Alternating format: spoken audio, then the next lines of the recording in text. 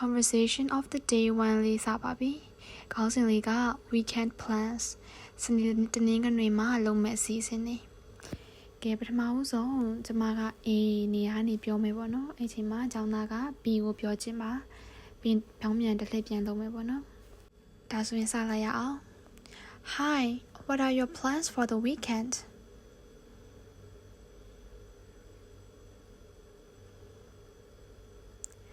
That sounds very relaxing. I might go to the new museum downtown. Yes, I've heard it's very crowded, so I'll try to go early. ကဲဒါဆိုရင် A ကိုပြောကြည့်ပါရှင်ကျွန်မ B ပေါ့နော် I'm planning to catch up on some sleep and finally finish that new book.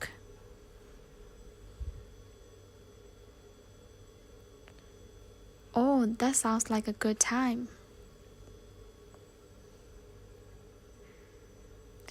Well, I hope you enjoy it. ဟုတ်ပါပြီဒါဆိုရင်ဒီအဓိပ္ပာယ်လေးတွေပေါ့နော်မသိတာရှိရင်လည်း comment မှာမေးခဲ့လို့ရပါတယ်အောက်ကတော့ vocabulary လေးတွေပေါ့နော်အတန်ထွက်လေးကိုပဲဖတ်လိုက်ပါတော့မရှင်အဓိပ္ပာယ်လေးရေးထားပြီးပြီဆိုတော့ plans weekend catch up sleep finish museum downtown crowded